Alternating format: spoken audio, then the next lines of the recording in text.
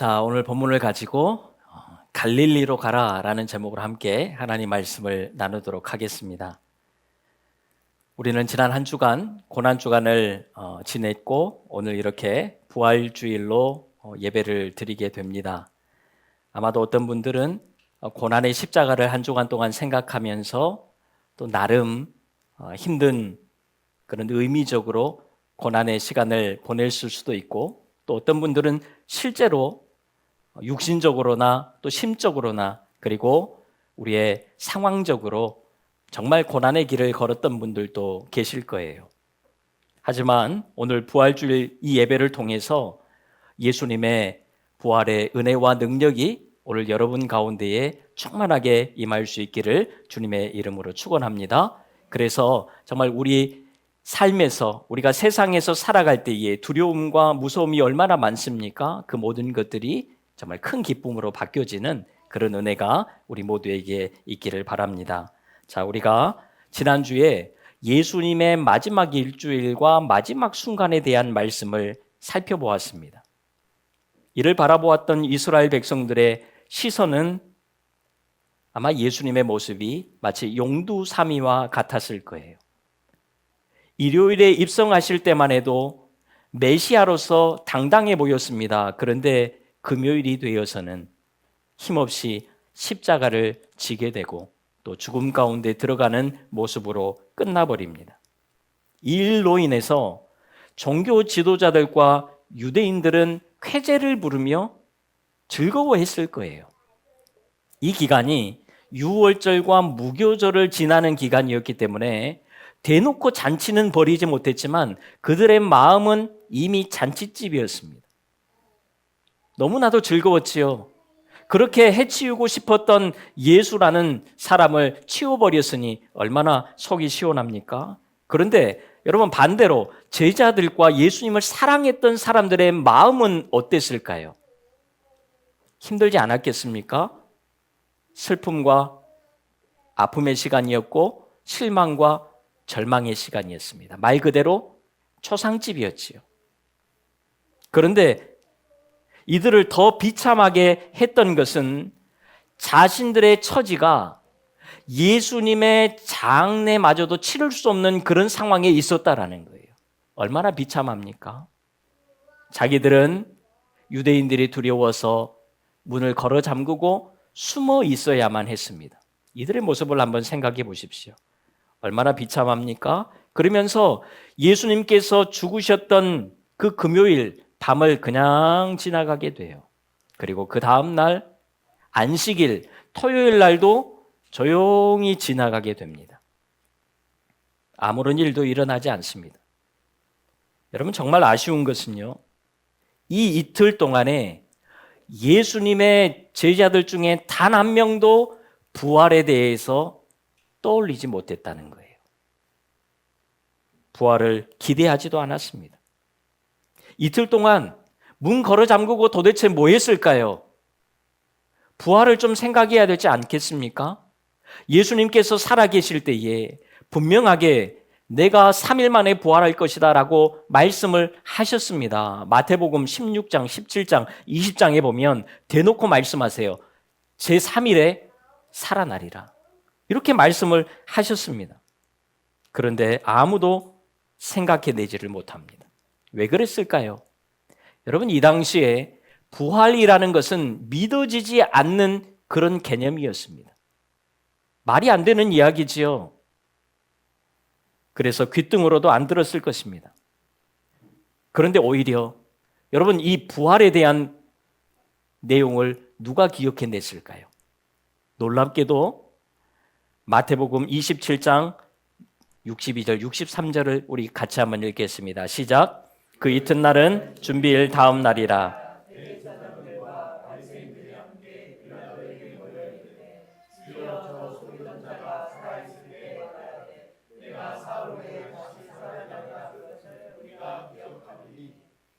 물론 이들도 부활을 믿었던 것은 아니에요. 제자들이 예수님의 죽은 시체를 도둑질해다가 거짓 소문을 낼까 봐 그것이 두려웠던 거지요. 하지만 어쨌든 이들은 예수님의 말씀을 기억해냈습니다. 부활이라는 것을 생각해냈어요. 그런데 제자들은 어느 누구도 부활을 생각해내지 못했다라는 사실이에요. 오늘 본문 1절에도 보세요. 무덤에 갔던 여인들이 등장합니다. 막달라 마리아와 다른 마리아가 무덤을 향해서 갑니다. 예수님을 정말 사랑했던 여인들이고 예수님의 말씀을 사모하면서 들었던 그런 여인들입니다. 그런데 이들도 부활을 생각해내지 못해요. 부활을 기대하지 않습니다. 십자가에서 죽으신 그 예수님이 너무 불쌍해서 죽은 시신에 향품이라도 좀 발라드리려고 무덤을 찾아갔던 거예요. 그런데 가서 보니까요, 무덤 문이 열려 있는 거예요. 여러분, 최소한 이때 무슨 생각을 해야 될까요? 최소한 이때는 예수님께서 정말 부활하셨구나. 우리에게 그토록 말씀하셨던 그 부활이 진짜 현실로 나타났구나. 여러분, 이것을 깨닫고 박수치면서 환영해야 되는 것 아닙니까? 무덤 문이 열려 있는 거예요. 우리가 딱 봐도 예수님 부활한 것처럼 보이지 않습니까? 그런데 이 여인들은 그렇게 생각하지를 못합니다. 다른 복음서에 보면 이 여인들은 누군가 예수님의 죽은 시신을 훔쳐갔다라고 확신을 해버립니다. 부활은 안중에도 없습니다. 예수님의 제자들도 이 이야기를 듣고 정말인가 하고 무덤에 와봤더니 예수님이 계시지 않는 거예요. 그런데 예수님의 제자들마저도 부활을 생각하지 못합니다. 그냥 놀라서 집으로 돌아갑니다. 심지어 도마는 다른 제자들이 부활하신 예수님을 우리가 직접 보았다라고 이야기하는데도 불구하고 내가 직접 보고 만져보지 않으면 나는 예수님을 믿지 못하겠다라고 이야기를 합니다. 여러분, 그만큼 부활을 믿는다는 것이요, 어렵습니다. 자, 그런데 여러분, 오늘 우리는 어떻지요? 예수님의 부활이 그냥 믿어지는 거예요. 당시 사람들처럼 부활하신 예수님을 보지도 못했고 예수님이 부활하실 때에 일어났던 다른 성도들 부활의 모습을 우리는 본 적도 없습니다. 그런데 오늘 우리는 부활을 그냥 믿고 살아가는 거예요. 얼마나 감사합니까? 믿어지는 것이 은혜지요. 여러분, 오늘 성경에 나오는 사람들 예수님의 부활에 대해서 그렇게 이야기를 들었고 직접 보았음에도 불구하고 부활이 믿어지지 않았는데 오늘 우리가 믿어지니 얼마나 감사합니까? 자, 그러면 여러분, 부활을 믿는다는 것이 도대체 무엇일까요? 오늘 우리가 부활을 믿고 살아간단 말이에요. 그러면 이 부활을 믿고 살아간다는 것이 뭘까요? 부활의 능력으로 오늘 우리가 살아가야 된다라고 이야기하는데 도대체 부활의 능력으로 살아가는 것은 무엇일까요? 그것을 오늘 함께 살펴보려고 합니다. 우리 다 같이 베드로전서 1장 3절 4절 먼저 읽겠습니다. 시작. 그의 많으신 긍휼대로 예수 그리스도를 죽은 자 가운데서 부활하게 하심으로 말미암아 우리를 거듭나게 하사 산 소망에 있게 하시며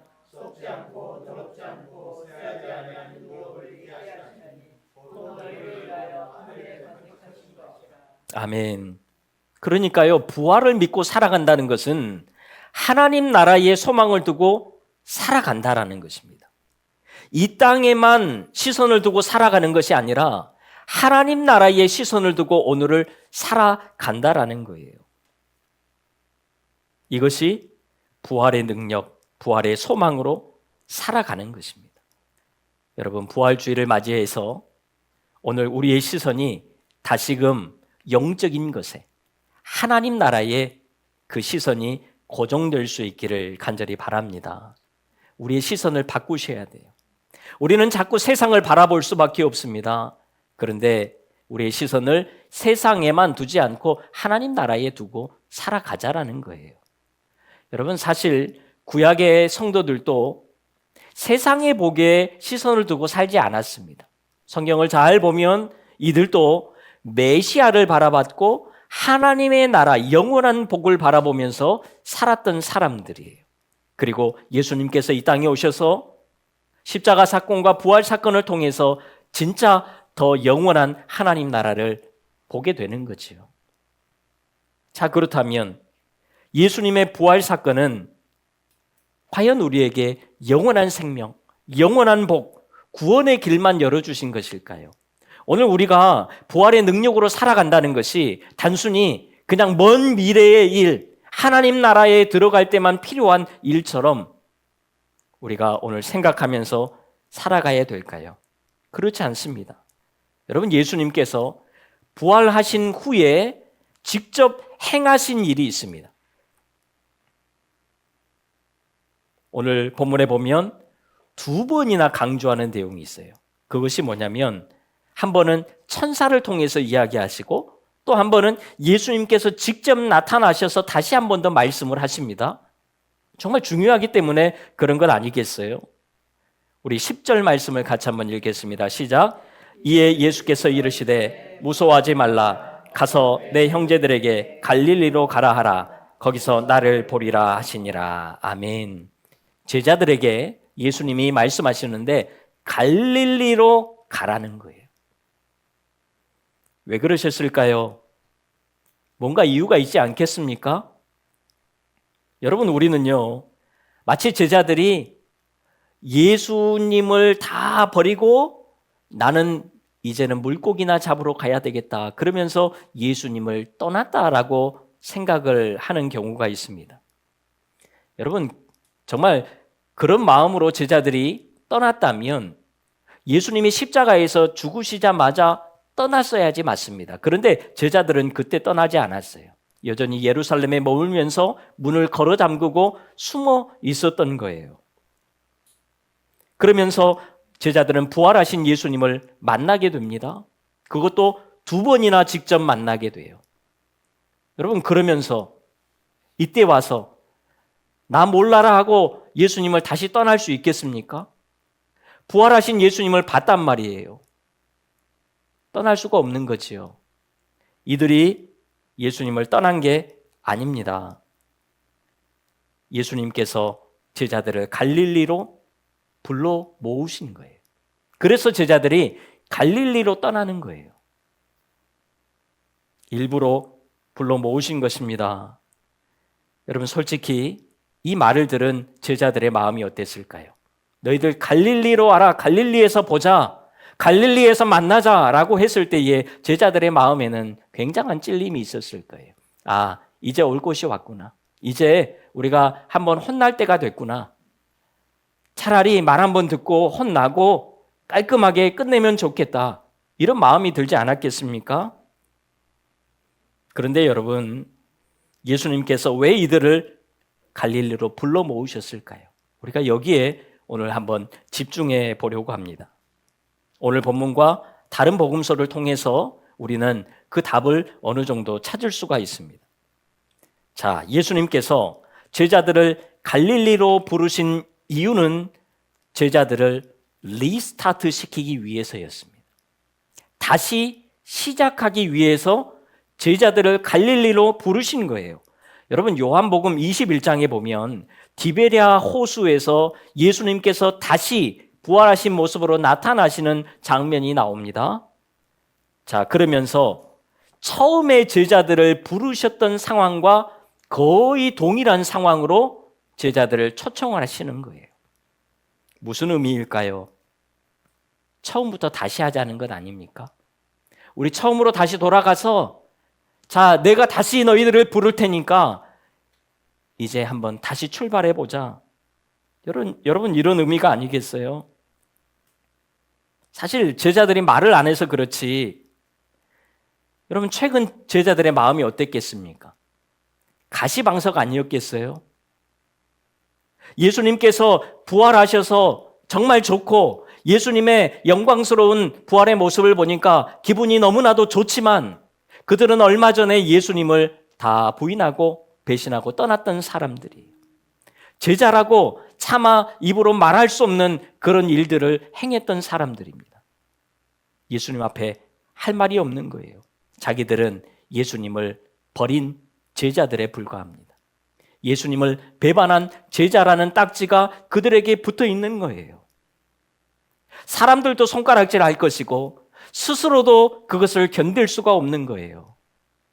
여러분, 우리 안에 생겨버린 상처의 딱지들은 우리가 뗄 수가 없어요. 내가 잘못해놓고 내 잘못을 내가 뗄 수 있습니까? 아니에요. 누가 대신 떼줘야지요. 그래서 예수님께서 이 제자들을 갈릴리로 부르신 거예요. 배반한 제자들, 실패한 제자들, 이 제자들의 딱지를 떼기 위해서 예수님께서 갈릴리로 다시 부르셨습니다.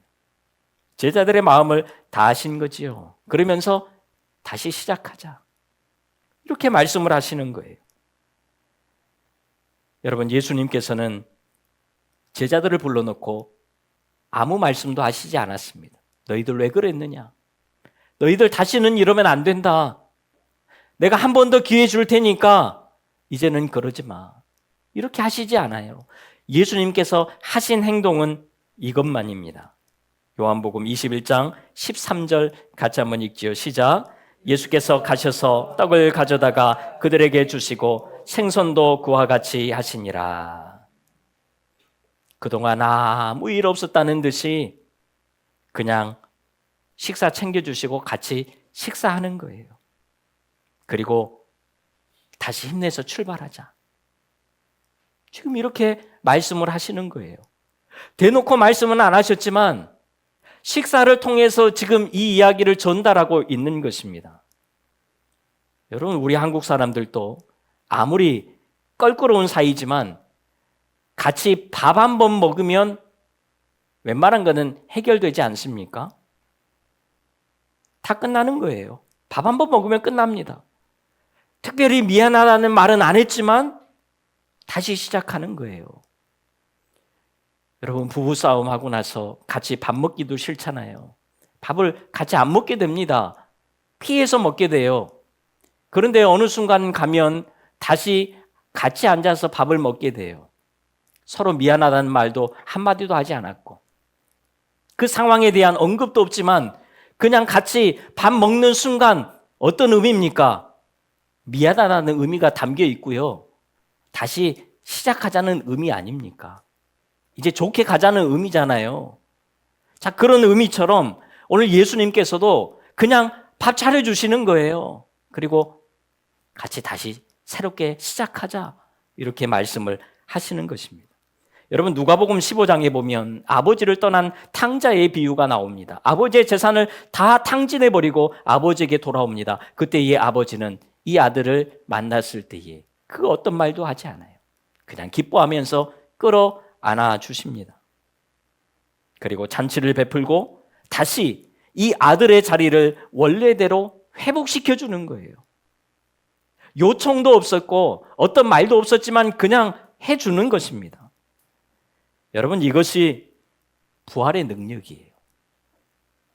우리가 살다 보면요, 여러분, 무너질 때가 있습니다. 아니요, 우리는 항상 무너져요. 저도 무너집니다. 세상을 바라보는 순간 우리는 무너질 수밖에 없는 그런 연약한 존재들이지요. 그런데 예수님께서 우리에게 항상 말씀하시는 것이 있어요. 괜찮아. 무너졌어도 괜찮아. 다시 하자. 오늘부터 다시 시작하면 돼. 우리에게 끊임없이 말씀을 하시는 것이, 그것이 예수님의 부활의 능력이에요. 마태복음 28장 20절에서 말씀하는 것처럼 내가 세상 끝날까지 너희와 항상 함께 있을 거야, 그러시는 것입니다. 여러분, 무너지셨습니까? 다시 하시면 돼요. 우리는 매일 다시 부활하면 되는 거예요. 이런 특권과 은혜를 우리에게 주셨습니다. 부활주의를 맞아 다시 일어나는, 여러분, 다시 시작하는 우리 모두가 다 될 수 있기를 간절히 바랍니다. 이것이 부활의 능력으로 오늘을 살아가는 것입니다. 더 나아가서 예수님께서는 제자들을 리뉴얼 하십니다. 다시 고치고 위로하시고 치유하시고 회복시키시는 거예요. 그리고 다시 가르치십니다. 이걸 하시려고 예수님이 갈릴리로 제자들을 부르신 거예요. 여러분, 예루살렘에서 예수님이 제자들을 따로 불러 모아서 뭔가를 교육하고 있다면 사람들의 생각에 어떤 생각이 들까요? 예수님께서 다시 정치적인 메시아로 이 땅을 구원하시겠구나. 이전에는 인간의 몸이었지만 이제는 부활까지 했으니 그 능력이 훨씬 더 강해졌잖아요. 이제 부활하신 예수님이라면 정말 메시아로서 제대로 할 수 있겠구나. 사람들이 이런 기대를 할 것 아닙니까? 제자들도 아마 그런 기대를 다시 하게 됐을지 몰라요. 그래서 예수님께서 저 멀리 사람들이 없는 곳으로, 조용한 곳으로, 갈릴리로 다시 제자들을 부르셨던 것입니다. 그리고 요한복음 21장에 보면 예수님께서 베드로에게 이렇게 물으세요. 15절 같이 한번 읽습니다. 시작. 예수께서 시몬 베드로에게 이르시되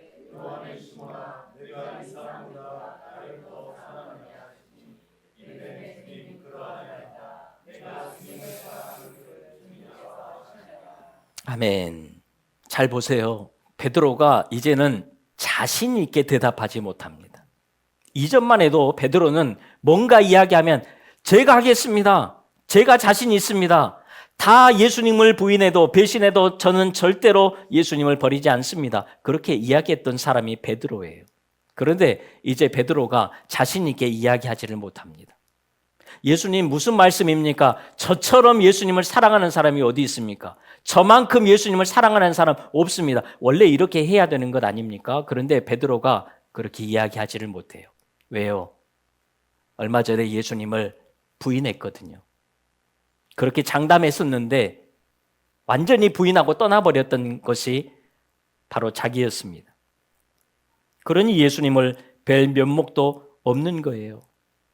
그런데 예수님께서 이번에 찾아오셔서 베드로에게 물으시는데 방금 읽었던 이 말씀을 3번이나 반복해서 읽는 거예요.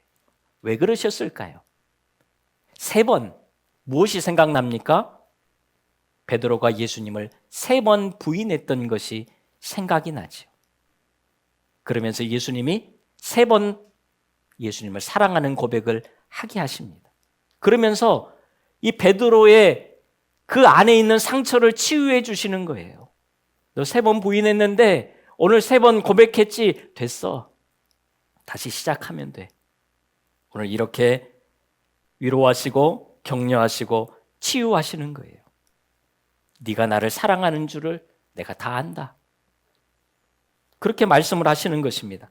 아마 베드로뿐만 아니라 다른 제자들도 예수님이 다 이렇게 만지셨을 거예요. 그리고는 다시 가르치십니다.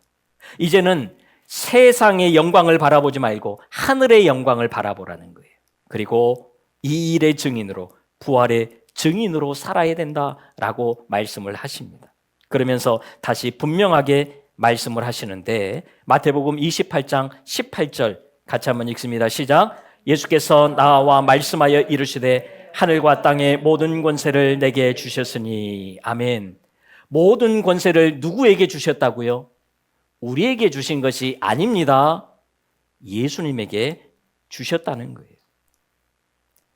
하늘과 땅의 모든 권세를 우리에게 주신 게 아니에요. 예수님에게 주셨습니다. 무슨 말씀이에요? 여러분, 능력은 우리 것이 아닙니다. 능력은 항상 예수님의 것이에요. 그래서 능력을 받고 오늘을 우리가 살아가려면 그때그때 예수님께 받아서 써야 하는 것입니다. 그런데 처음에 예수님의 제자들은 어땠습니까? 한 번은 예수님께서 복음 전하러 나가는 제자들에게 하늘의 권세를 주셨습니다. 그래서 제자들이 나가서 복음을 전할 때에 귀신도 떠나가고 질병도 고쳐지는 이런 놀라운 일들을 경험하게 돼요. 자기들도 놀랐습니다. 그래서 돌아와서 이야기해요. 예수님, 사탄이 하늘로부터 번개같이 떨어지는 것을 우리가 보았습니다. 그러면서 감격해요. 얼마 후에 예수님이 잠시 자리를 비운 사이에, 변화산에 올라가신 사이에 누군가가 제자들을 찾아와서 우리 아들을 고쳐달라고 이야기를 합니다. 제자들은 자신이 있었어요. 왜요? 얼마 전에 예수님께 받은 능력이 있거든요. 이 능력이 내 것인 줄 알고 계속 있는 줄 알고 이 능력으로 이 아이를 고쳐보려고 합니다. 그런데 고칠 수가 없어요. 나중에 예수님이 돌아와서 고치시고 제자들이 묻습니다. 예수님, 우리는 왜 고치지를 못했습니까? 우리는 왜 고치지를 못합니까? 라고 물어요. 그때 이 예수님께서 뭐라고 하십니까? 믿음이 작은 자들아, 너희들이 믿음이 작아서 그렇다. 어떤 믿음이 작다는 거예요? 고칠 수 있다, 나도 고칠 수 있다라는 그 믿음이 작았기 때문입니까? 아니에요. 예수님을 향한 믿음이 없었기 때문에 그런 거예요. 믿음은 예수님에게서 가져와야 되는 것이고 능력도 예수님에게서 가져와야 되는 거예요. 여러분, 오늘 우리가 부활의 능력으로 살아가는 것은요, 부활하셔서 오늘 우리와 함께 계시는 예수님께 날마다 은혜를 구하고 날마다 능력을 구하면서 살아가는 거예요. 우리에게는 능력이 없습니다. 능력은 우리 것이 아니에요. 우리가 하는 것은 하나도 없습니다. 날마다 주의 능력으로 새로워지는 것입니다. 그리고 하나님의 영광과 복음을 위해서 살아가는 거예요. 여러분, 이것이 복음의 능력으로 살아가는 것입니다. 다시 말해서 오늘 내가 능력 있게 살아가잖아요. 누가 그렇게 하신 거예요? 하나님이 하신 거예요. 내가 능력 있어서 잘 살아가는 것이 아닙니다. 내가 오늘 능력 있게 살아간다면 그 능력은 하나님이 주신 거예요. 하나님의 나라와 하나님의 영광과 복음을 위해서 그렇게 살라고 우리에게 주신 능력이라는 거예요. 솔직히 오늘 우리의 삶을 보면 너무 세상에 맞추어져 있습니다. 우리가 오늘 예배드리고 문을 나가는 순간부터 우리는 세상의 것들로 가득 차서 살아가게 될 거예요. 여러분, 부활주일을 맞아 우리의 시선을 다시금 조금이라도 영적인 것에 하나님 나라에 두고 살아갈 수 있는 우리 모두가 다 될 수 있기를 간절히 바랍니다. 우리가 지금까지 세상에 치여서 세상의 것들을 바라보면서 그동안 열심히 살아왔다면 이제 조금이라도 하나님 나라를 좀 바라보면서 살아가자라는 거예요. 하늘의 것을 구하고 하늘의 일을 행하면서 우리가 살아가야 되는 거예요. 단순히 오늘 내 삶의 일과 내 가정의 일과 나에게 주어진 일들 이것만 처리하기 위해서 우리가 세상을 분주하게 살아갈 것이 아니라 하나님의 나라를 구하고 하나님의 나라의 일도 우리가 생각하면서 살아야 한다라는 거예요. 그리고 날마다 부활의 능력으로 우리의 삶을 리뉴얼하고 리스타트하고 살아갈 수 있는 우리 모두가 다 될 수 있기를 간절히 바랍니다. 그래서 부활의 능력으로 세상의 복과 영원한 복을 다 누리면서 부활의 증인으로 한 주간도 잘 살아낼 수 있는 우리 모두가 될 수 있기를 주님의 이름으로 축원합니다. 기도하겠습니다. 하나님, 우리가 부활의 능력으로 다시 한번 일어설 수 있는 우리 모두가 되기를 원합니다. 무너진 우리의 마음을, 우리의 삶을 다시 한번 주님께서 일으켜 세워 주시옵소서. 부활의 능력이 우리가 먼 미래의 일로만 기억하고 살아가는 것이 아니라 우리의 삶 속에서 날마다 부활의 능력으로 일어서서 살아갈 수 있는 우리 모두가 되게 도와주시옵소서. 예수님의 이름으로 기도하옵나이다. 아멘.